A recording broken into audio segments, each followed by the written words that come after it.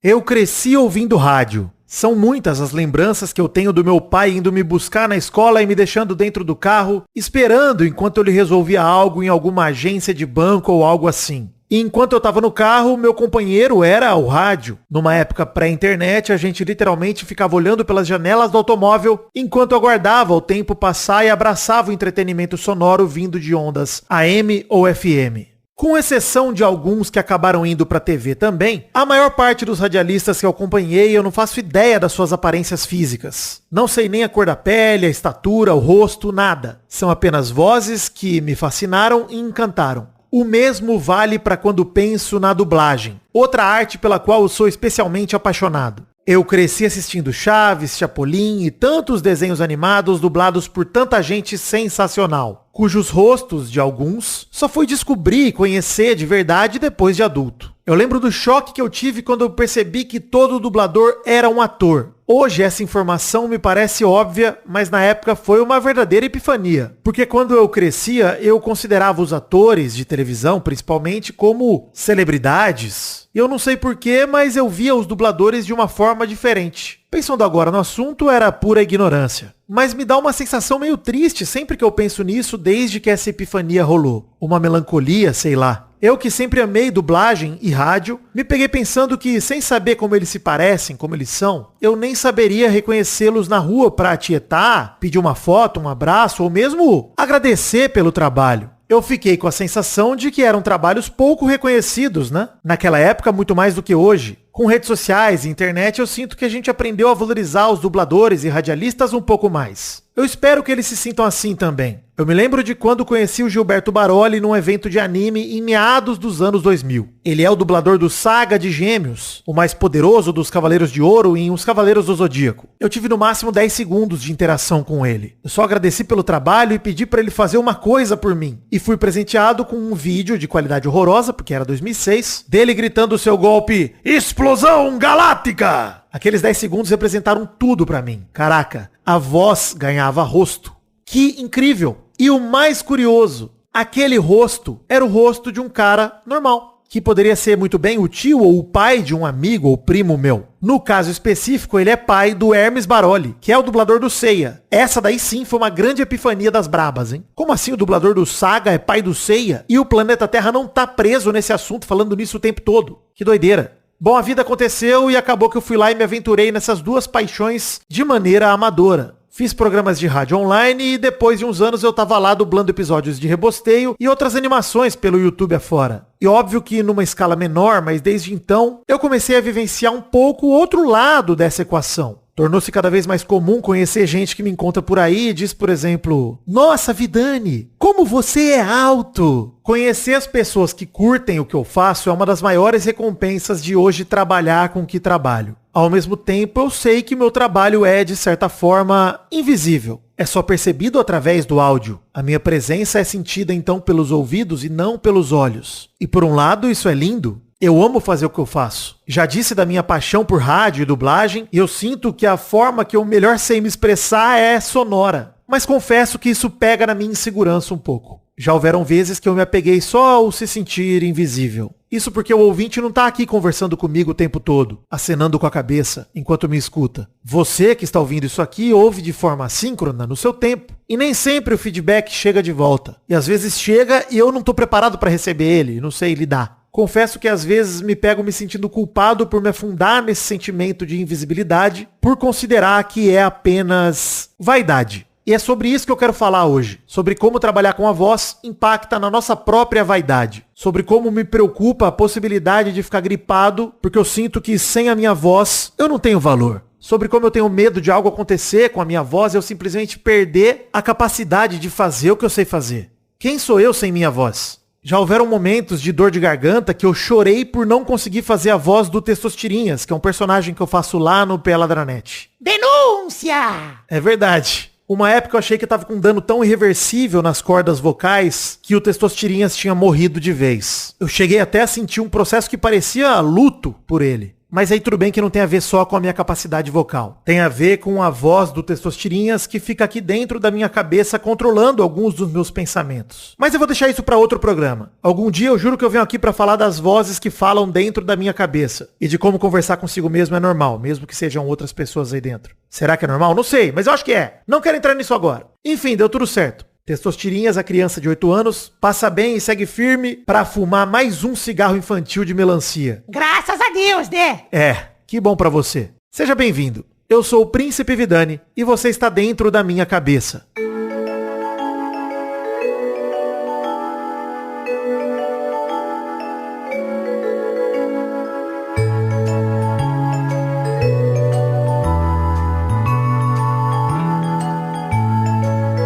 Toda segunda-feira eu pretendo pegar na sua mão pra mostrar um pouquinho de como é viver aqui dentro. E hoje, dentro da minha cabeça, recebo Heitor Assali. Olá, pessoas! Tô na cabeça dele. Olha que loucura. Olha aí, eu sou o caçador, hein? Que delícia. Eu que sou, na verdade, mas tudo bem. É verdade. Cara, eu vou te falar, hein? Eu ouço mais sua voz do que eu deveria, talvez, e gostaria. Não. Você joga muito Valorant? Tenho jogado bastante. É. Pra quem não reconheceu, inclusive tá ouvindo, o Heitor é dublador, né? Enfim, e é um dos personagens que ele dubla que ficaram mais populares aí pros gamers, é o Sova do Valorant, né? Grande Sova do Valorant, que é um dos meus bonecos favoritos da vida, assim, de verdade. É um boneco maneiraço, pô. Ele é muito... Eu sou horrível jogando com ele, mas ele é meu xodó. Cara, esse é justamente o motivo pelo qual eu te chamei, não o Sova explicitamente, mas a gente, inclusive, se conheceu nessa, né? Eu ainda sou, né, amador em tudo que faço, mas em dublagem sempre fui só no amadorismo lá na época de rebosteio. Verdade. E quando eu saí, um dos caras que o Xande chamou pra entrar foi você, enfim, você, o Júnior também, eu lembro que tinha... Verdade. Você já era profissional na época ou você tava fazendo curso de teatro, você tava estudando ainda? Cara, deixa eu ver, eu acho que eu entrei lá pro rebosteio, foi... Isso foi 2012, acho. Foi por aí, tipo 2012, 2011, por aí. Eu lembro que eu já tava fazendo faculdade de teatro, mas 2012 foi quando eu fiz o meu curso de dublagem e também 2012 foi o ano que eu comecei a dublar, então profissionalmente era tipo meu primeiro ano, meus primeiros meses ali. Caraca. Mas e o rebosteio, tipo, é uma parada completamente diferente, porque não é um trampo de dublagem, né? É um trampo de voz original, a gente que cria em cima daquilo. Pois é, né? Que é outra parada. Pois é. E essa é uma parada muito louca, né? Porque eu fui aprendendo um pouco dos termos do que é o trampo, e obviamente que você trabalhando com isso tem muito mais experiência, mas eu nem imaginava. Pra mim, assim, desenho animado, a voz que sai do boneco era tudo dublagem, e não é, né? Acho que não, tem essa questão da voz original, principalmente. O rolê da dublagem é quando a gente faz em cima de um idioma já existente. Então, por exemplo, a grande maioria das produções americanas aí da vida é um idioma que já existe e a gente faz uma versão brasileira daquele idioma, daquela interpretação, daquele programa. Tecnicamente, até o Sova não é dublagem, então. Até o Sova também é voz, né? Então, é que o Sova, ele entra numa categoria diferente, porque apesar de ter uma referência da voz original, que é a voz americana, no caso, a gente trata diferente. Na dublagem existe a dublagem em si, existe a voz original, que é esse trampo essa porrada de animações brasileiras. O próprio rebosteio lá, quando a gente fazia, não tinha um áudio de referência. A gente tinha um roteiro e a gente tinha animação. Então a gente que criava a voz em cima do que tava ali pré-estabelecido, mesmo sem ter uma referência de áudio, né? Quanto aos games, a gente costuma chamar de localização. É o trampo de localização de games. É verdade. No final das contas, ele é um processo parecido com a dublagem, parecido com o rolê de voz original, só que, na grande maioria das vezes, a gente não tem a referência visual. A gente só tem a referência do áudio. Então a gente vai em cima do áudio. É verdade, né? Eu já ouvi falar nisso também, né, cara? Que a galera em estúdio, quando recebe trabalho de game, recebe as faixas de áudio. Exato. E, bicho, não tem muito material de arte pra se basear, não. Não tem, cara. Você tem aquele... E, tipo, às vezes, se o diretor não tá muito alinhado com o projeto, se às vezes o cliente não especificou muito bem como que tá sendo falada essa fala, a gente pode acabar, tipo, isso acontece várias vezes, acontece até hoje, a gente grava a fala achando que é de um jeito e quando a gente vai ver a cena no jogo, puta, é um outro contexto que não tem a ver daquele jeito que a gente falou. Então, tipo, às vezes é meio tiro no escuro, mas esse é o processo, ele é um processo diferente da dublagem por a gente não ter esse auxílio visual, né? Pois é. Não, maneiro. Cara, esse foi justamente o motivo pelo qual eu te chamei pra esse esse programa, porque tem um lance sobre o trabalhar com a voz, né? Explicitamente, eu acho que a gente vivendo na época de rede social, isso mudou um pouco, né? Acho que a gente tem um pouco mais de contato visual com dubladores, né? Não só dubladores, mas também galera que trabalha em rádio, né? Enfim, acho que... Sim. Hoje em dia, inclusive, a rádio é um canal no YouTube. É meio estranho pra mim ainda isso de pensar. É tipo uma live, né? É uma TV, cara. É TV. Virou tudo TV agora. Pode crer. Live virou TV. Eu penso muito nisso quando eu vejo o Casé TV, por exemplo. Cara, sim, não tem distinção pra mim disso pra um canal tradicional de TV de esporte. Não, total. Fora de estrutura que os caras têm, você tá maluco. É a mesma coisa. Tipo, a prática é... Cara, tudo bem, não transmite via uma antena, mas transmite via cabo. E hoje em dia a internet chega no cabo também, a TV a cabo. Então é a mesma coisa. Tudo TV no fim das contas. É a mesma coisa. O lance da dublagem em si, da rádio, etc., que geralmente são profissionais que a gente conhece pelo ouvido. Sim. Né? Então a gente não tem direto essa relação física que a gente tem, por exemplo, quando a gente pega um ator de novela. Cara, o Tony Ramos você conhece pelo jeito, pela voz, pela cara, por tudo. Ali, você sabe quem é o Tony Ramos. Agora, eu lembro do meu choque quando eu conheci, sei lá, o primeiro dublador que eu conheci na minha vida, num evento de anime, foi Gilberto Baroli. Maravilhoso, inclusive. Maravilhoso, cara. Eu pedi lá uma explosão galáctica pra ele fez. Foi animal, isso foi 2006. Animal. Fiquei pirado, cara. Eu falei, mano, esse cara existe, né? Esse ser humano é real e tal. Cara, na época eu nem fazia programa de rádio online, muito menos dublava rebosteio, muito menos podcast, nem nada. Não comunicava em lugar nenhum. E aí, quando foi passando, eu fui vendo que meu lance também era esse lance de voz e de áudio e de não tão vídeo assim, não tanto aparecer fisicamente, mas só no áudio. Existe uma certa... um lidar com a vaidade de trabalhar com a voz, né? De você aceitar que o seu papel é esse papel que não tem a ver com a sua imagem, tem a ver com a tua voz. E esse ser reconhecido, ele é através do ouvido, não é através da visão. Então a gente não tem, geralmente, esse frenesi visual da galera olhar na rua e falar, pô, o cara lá que dubla o Sova. Pô, é difícil. Sim, a não ser, tipo, os grandões, tipo um Wendel Bezerra da vida, mas de resto é assim. É, que conseguiram isso também faz 10 anos. Antes também não tinha. É um negócio super novo pra eles. Também não tinha. Um Briggs, um Wendel Bezerra, tudo bem. Se ele vai no banco, ele abre a boca, a galera fala, porra, conheço essa voz, foda. Conheço você. Mas se o cara tiver só passando na rua, no mercado, falando com a família dele, você pode falar, claro, aquele maluco fala igual o Goku, né? Tipo, literalmente é o Wendel Bezerra. Né? Ele imita o Goku direitinho. Você sente isso, cara, que às vezes, assim, é um lutar com a vaidade, no sentido, nem tanto luta, mas lidar com essa vaidade, aprender a lidar com isso, né? De entender que talvez para as pessoas o seu trabalho tenha mais valor do que você em algum nível. Não, mas é totalmente isso. O rolê é a gente se desprender da gente, porque se você para pra pensar, a gente tá dublando, nossa arte, ela é em cima de uma arte que já existe, é em cima de uma coisa que já vem pra gente. A gente só meio que, não é uma tradução, a gente faz uma versão brasileira daquilo que já vem pra gente. Então, o nosso rolê eu não quero ser maior do que o ator que tá lá na tela. Ali não sou eu. O que eu tô fazendo aqui não sou eu. Eu tô colocando o meu trabalho, a minha voz em cima daquele cara. Então aquilo não sou eu. Você complementa, né? Eu tô complementando o cara. Eu não tenho como achar que eu vou ser maior do que aquilo. O meu trabalho, ele vai ser reconhecido, ele vai ser elogiado ou ele vai ser criticado em cima de uma coisa que já existe. Eu não tô criando nada ali. Eu tô adaptando, eu tô complementando, eu tô trazendo aquilo pra gente. O trabalho de ego de dublador é muito complicado. Tem muita gente que acha que, cara, não, esse é o meu trabalho, eu sou maior do que isso aqui. E às vezes não é, cara. Às vezes não, a maioria das vezes não é. Você não é maior do que o cara que tá fazendo. Você é um complemento, você é uma coisa que tá junto. Não é maior nem menor, você tá junto ali com o cara. E tem gente que meio que realmente não consegue entender isso. Teve esse lance de uns bons anos pra cá, quando começou esse rolê de eventos de anime e tal, e foi a partir desses eventos de anime que os dubladores começaram a ganhar um rosto, de fato. Porque antes era só uma voz, foi nessa que surgiu aí o boom dos dubladores de Cavaleiros do Zodíaco, dubladores de Dragon Ball. Vez ou outra, existia ali uma matéria na TV, não sei se você lembra do Band Kids. Da Kira. A Kira. Ela, lembro até hoje que teve uma entrevista lá que ela foi visitar os estúdios da Alamo pra trocar ideia com o Endo e tal, falar um pouco sobre a dublagem de Dragon Ball, que na época tava num hype máximo, mas eram momentos muito mais pontuais em que você via o rosto das pessoas mesmo e você começava a ter essa ligação de rosto e voz. E aí, conforme foi tendo todo esse boom de eventos de anime, as redes sociais também, então hoje em dia vira uma parada de vira quase uma vitrine o seu Instagram, o seu Twitter, enfim, sua rede social, porque lá, toda vez agora, de qualquer dublador que você for ver hoje em dia que faz post de trabalho, sempre vai ter o trabalho que a pessoa faz, mas vai ter o rostinho dela ali. Porque os dubladores, de uns tempos pra cá, eles começaram a ver que, tipo, putz, é legal ser reconhecido pelo trabalho. E aí que entra nesse rolê da vaidade. Então, tipo, eu quero aparecer também.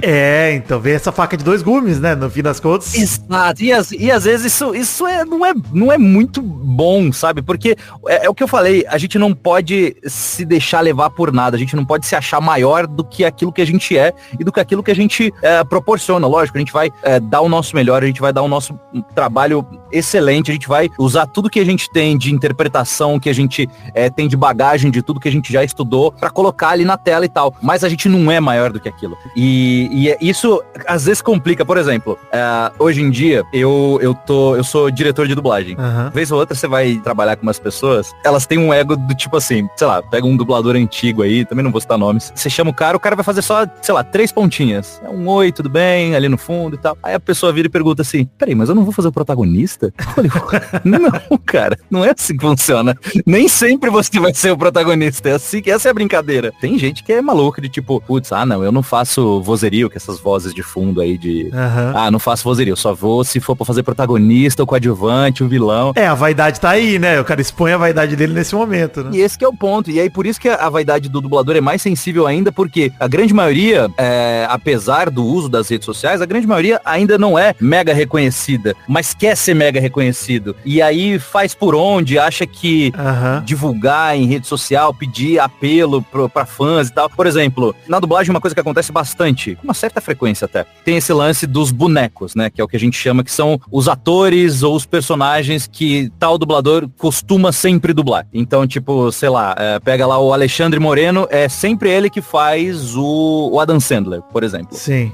Esse é o cara da voz do Adam Sandler. E aí, na dublagem, várias vezes acontece de certo dublador não fazer o personagem, o ator que tá acostumado a fazer, porque, tipo, sei lá, tem vários fatores. Ou o cara não tem agenda, ou o cara não bateu horário, ou o diretor achou que, apesar do cara ser uma voz que já dubla esse ator há muito tempo, a interpretação dele pra esse personagem não funcionaria tão legal. Então, são várias questões que a gente, quando tá dirigindo, pensa em relação a escalar os dubladores pros bonecos e tal. Nem sempre a gente acaba escalando a pessoa que costuma fazer mais. A gente escala de acordo com o projeto que a gente tá na mão. E aí, tem gente que realmente não leva aquilo muito bem, e é o que eu falei, entra nesse ponto de se achar maior do que a coisa, de se achar tão importante quanto o ator que tá lá na tela. Talvez até não seja uma parada de nivelar grau de importância, mas tipo, são papéis diferentes. E aí a pessoa vai lá, posta nas redes sociais, fala assim, olha só, gente, eu não vou dublar o filme tal, porque me trocaram, e faz um apelo. Sim, nossa, isso já vi. Tem um lance aí, e eu pensei muito nisso também, quando eu tava pensando na pauta, e tem uma parada que vem na minha cabeça, que eu acho que com o dublador, ele tem um exercício contra essa vaidade, que é esse exercício de entender que o trabalho dele vai ser mais lembrado do que ele próprio. Exato. Com o ator live action, é o contrário, né? A gente vê aí o exemplo do Deadpool agora. Pô, o Ryan Reynolds, ele é um cara que tem um carisma absurdo, e assim, ele é o Deadpool. Então as pessoas olham pro Deadpool e falam, pô, Ryan Reynolds, pô, já reconhece um com o outro e tal, e ele tem esse reconhecimento pelo personagem. No caso de um dublador e de um radialista, passa muito por aí também, aquilo do trabalho acaba virando maior do que o cara. Então esse exercício da vaidade de entender que às vezes seu trabalho aparece mais do que você. Não é que ele é mais importante, nem que ele tem mais valor, mas ele aparece mais do que você. Eu vou dar um exemplo que veio na minha cabeça agora, que é meio bizarro, mas...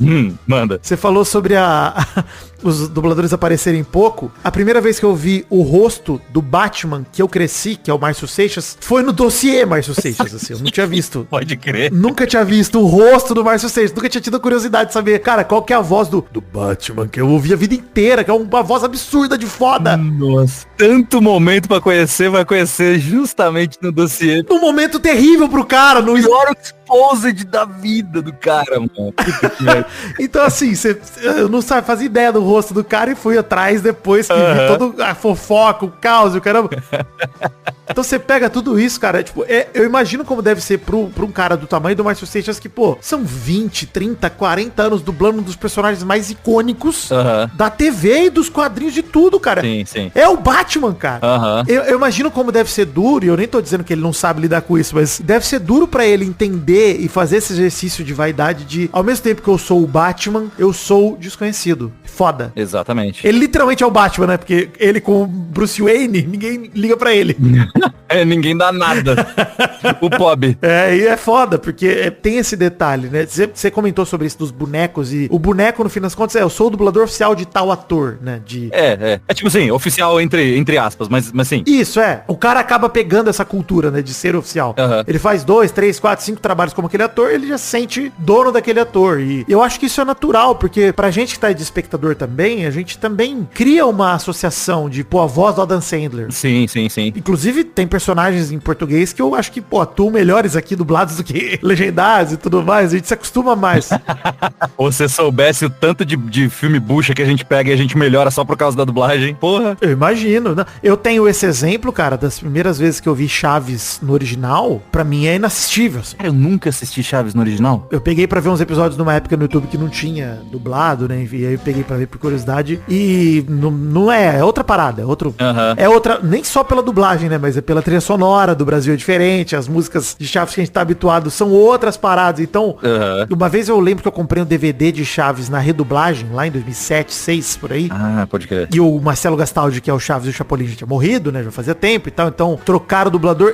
E eu não aguentei ver 2 minutos, cara. Falei, não dá. Se não é o meu Chaves. Eu tô ligado. Tem um lance também de memória afetiva, né? Quando você vai assistir a parada, você remete ao que você assistiu quando você era criança. E aí aquilo que fica marcado pra você, principalmente numa produção dessas que existe há trocentos anos, né? Pois é. Toda essa dinâmica de trabalho, a gente usou muito a dublagem como exemplo, porque é o teu caso explicitamente.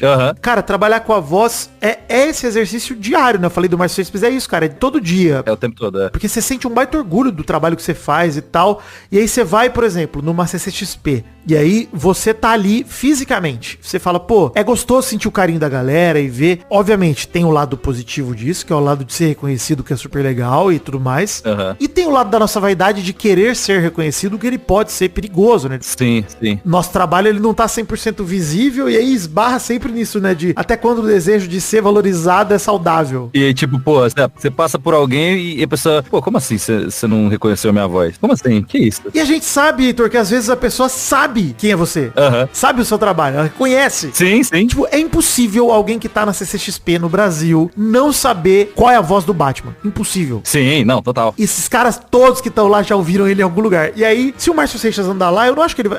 Depois do dossiê ele vai ser mais citado, mas antes, talvez ele não fosse. E isso é muito louco, né, cara? Até quando esse desejo de ser valorizado, de ser reconhecido, que eu acho super legal, ele é saudável e quando ele passa a virar meio que uma obsessão, né, cara, por reconhecimento. Sim.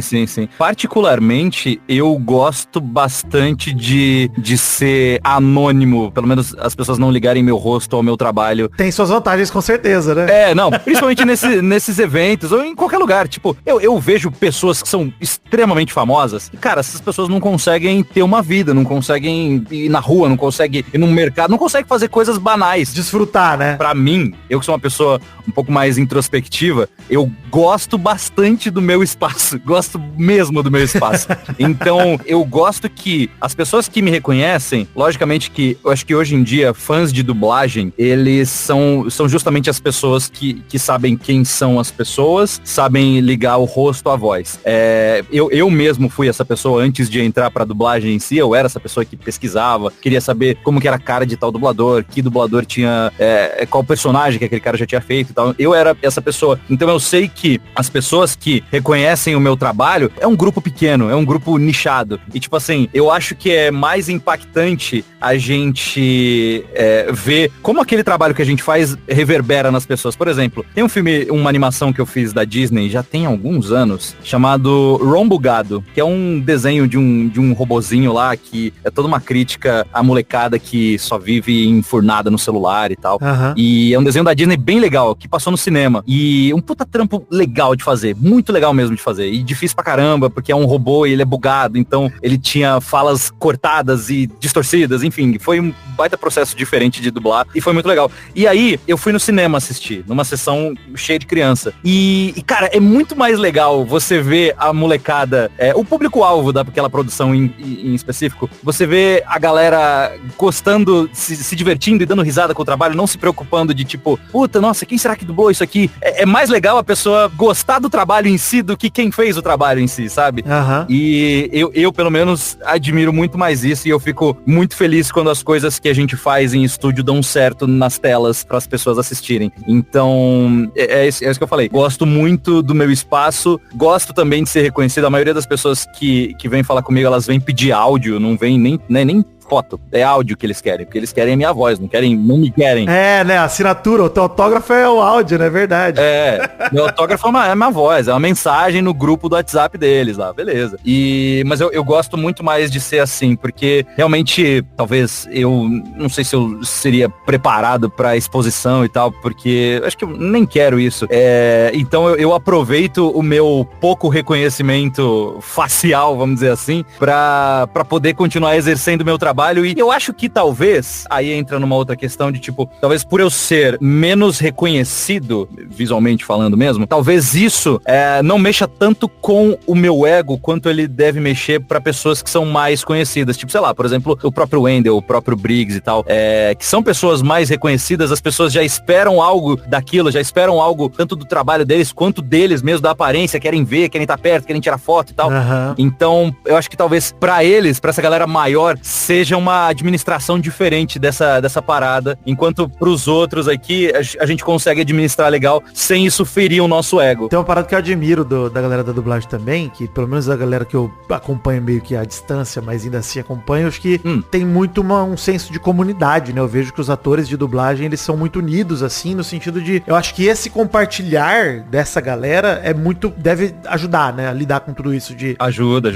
A gente tem todo esse movimento que tá rolando agora, que é um movimento mundial da dublagem viva, que é um movimento que a gente tá fazendo buscando a regularização do uso da inteligência artificial. Não é que a gente não quer que a tecnologia venha, a gente só quer regularização pra gente poder trabalhar, ninguém perder o emprego e tal. Exato. E a gente vê que nesses movimentos em que a profissão em si tá em risco, a gente vê que existe um movimento de todo mundo junto, de todo mundo unido, todo mundo divulgando o que precisa divulgar, a gente participando das reuniões, todo mundo lá empenhado em fazer a coisa acontecer. Então, a dublagem existe, eu acho que assim, ao longo do período comum, quando a gente não enfrenta uma crise, quando a gente não enfrenta nenhum problema que realmente possa pôr a nossa carreira em risco, eu acho que a dublagem, existe um grande grupo de pessoas que realmente são muito unidas. Claro, obviamente que, como em qualquer outra profissão, a gente tem profissionais que não seguem muito bem as nossas regulamentações, isso vai ter em qualquer profissão, tipo, gente que cobra mais barato, enfim, isso sempre vai ter.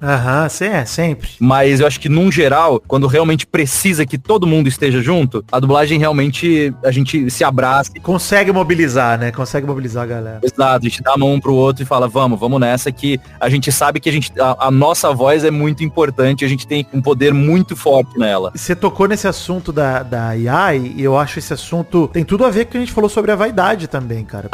Tem a ver com a gente se sentir descartável, né? Cara, será que meu trabalho ele é tão descartável assim a ponto de, a tecnologia evoluiu e de repente eu não sirvo pra nada, né? Esse autoquestionamento de entender, é só minha voz aqui, se um dia eu perder minha voz, se eu ficar doente, se eu, sabe, isso tudo esbarra na nossa vaidade, assim, eu já tive isso e eu imagino que você tenha também, com personagens que você tem amor, carinho, que você desenvolve um apego, fala, cara, que personagem gostoso, sei lá, um personagem, isso acontece muito com anime, né, com desenho que dura um tempão, e você fica lá, dublando uma cota, fazendo personagem e tal. Eu tenho um personagem assim de podcast meu, que eu criei, teve uma época que eu tive uma questão na garganta que eu não conseguia mais fazer, cara. Caraca, jura? Tinha dia que eu chorava. Eu falei, mano, eu não consigo. Porque é como se eu estivesse num luto, mano. Tipo, ele morreu. Sim, sim. Essa voz sumiu de mim, eu não consigo mais fazer. Eu fico imaginando como é envelhecer pro dublador que vai lidando com isso, né? Com a mudança na voz dele, com a falta de fôlego, com a corda vocal já não tem a mesma saúde de antes, a voz endureceu. Sim, sim. É um lidar com a própria vaidade de se sentir, por exemplo, menos aquele personagem. Puta, eu não sou mais aquele.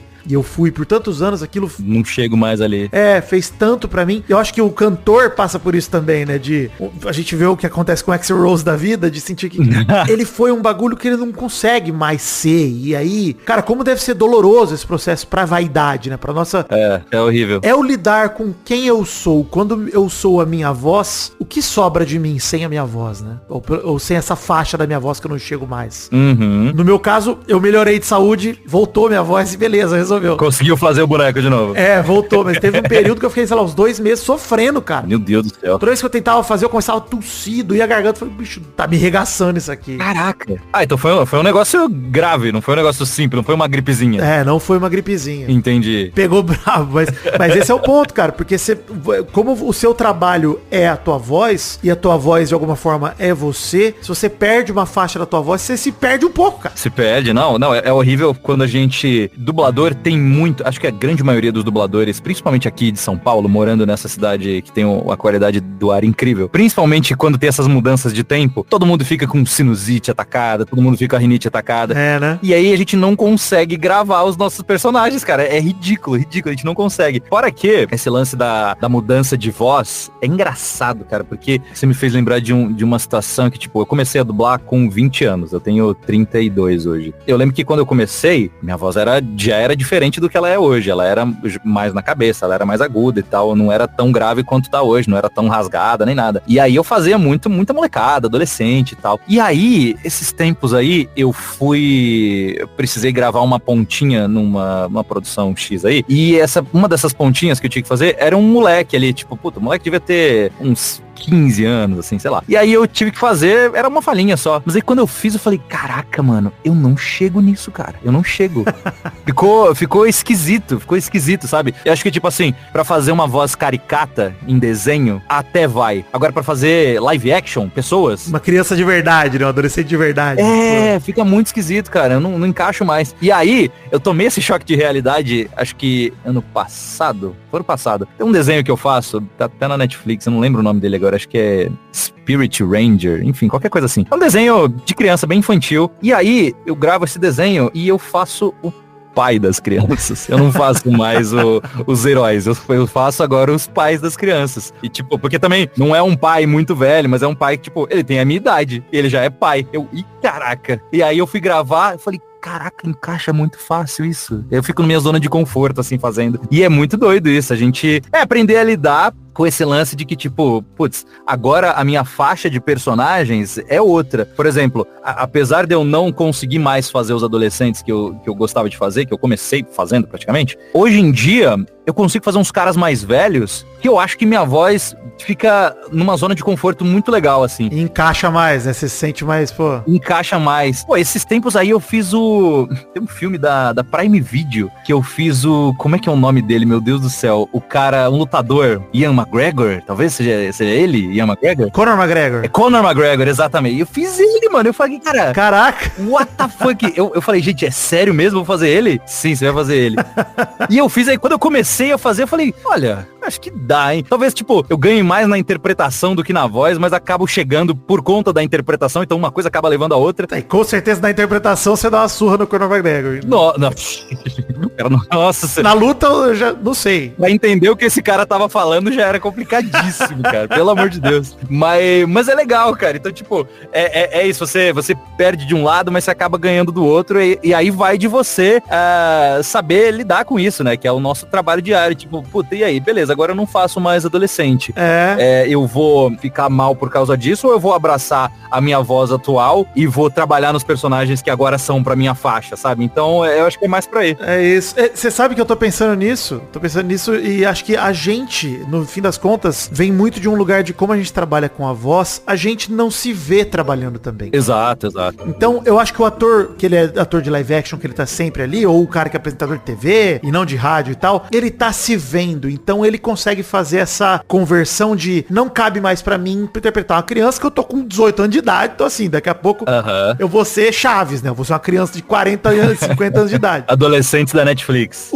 Exato, Stranger Things, aí a Millie Bobby Brown casada fazendo a Eleven de novo. E fica esse climão de chavinho esquisitaço da criançada velha.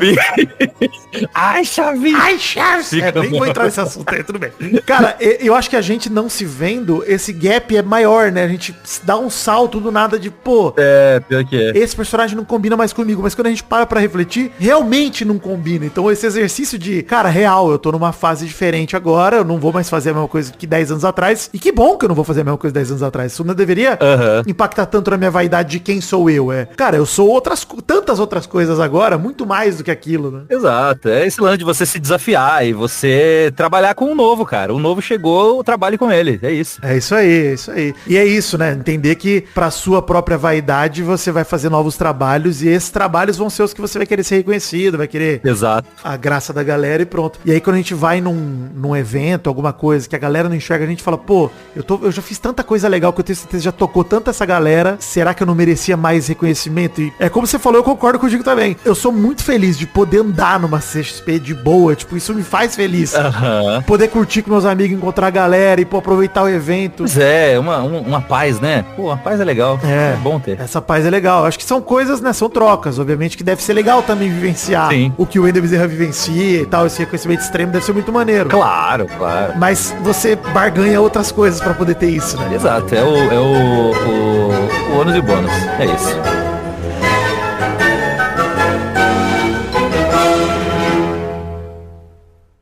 Obrigado por ouvir este episódio de Dentro da Minha Cabeça. A ideia do programa é essa, de ser esse tipo mais curtinho, de no máximo uns 30 minutos, levando esse papinho leve, improvisado, com qualquer camarada que topa gravar. Eu queria muito então agradecer aqui ao Heitor Assali. Sigam ele nas redes sociais, @HeitorAssali no Instagram e no Twitter. Heitor com H, Assali com 2 S. Tem link aí na descrição do episódio. O Heitor é um cara muito talentoso, de quem eu sou fã, além de amigo. Inclusive tão talentoso quanto gente fina. Tamo devendo aquela cerveja, hein, Heitor? Uma hora a gente vai. E como bom fã de dublagem desde cedo, recomendo pra vocês acompanharem o que ele tem feito de pertinho, seguindo ele nas redes sociais. Vai agora, enquanto eu tô falando, abre o Instagram e o Twitter aí, já segue o cara. E pra você que curtiu o episódio, siga nas redes sociais o @Príncipe Vidani, que sou eu, e o @Cabeça do Vidani, sem cedilha, Cabeca do Vidani, em todas as redes também, que é o @ do programa. E por favor, se puder, classifique também o podcast no Spotify e em todos os agregadores. De preferência com 5 estrelinhas, né, rapaziada? Deixe também seus comentários tanto em plataformas como o Spotify, quanto em nossas redes sociais. Abre o Instagram do Cabeça do Vidani agora, por exemplo, vai lá que tem o post, tanto com o monólogo desse episódio, quanto o post do já ouviu, de repente, de quando você tá ouvindo. E deixa lá um comentário me falando o que achou. E aí, imagina que legal que seria a gente poder publicar mais episódios por mês ou mesmo por semana? E se eu te contar que isso é possível através do Apoia-se? Estamos num financiamento coletivo com metas que, se forem atingidas, garantem episódios extras, hein? Portanto, considere nos ajudar em apoia.se/dentro da minha cabeça, com qualquer valor a partir de R$1, que couber no seu orçamento. Pra você que tá desatento, não entendeu muito bem tudo que eu falei, das informações, ficou um pouco confuso, é o seguinte, hein? Guarda isso aqui, ó. Dentro da minha cabeça .com.br, sem cedilha, dentro da minha cabeca.com.br. No nosso site dá pra você ouvir todos os episódios com facilidade, além de encontrar mastigadinho todas as informações de redes sociais e do financiamento coletivo, incluindo lá o esquema de metas coletivas para produzir mais episódios. Tamo junto? Alegria e tranquilidade. Até o programa que vem. Valeu!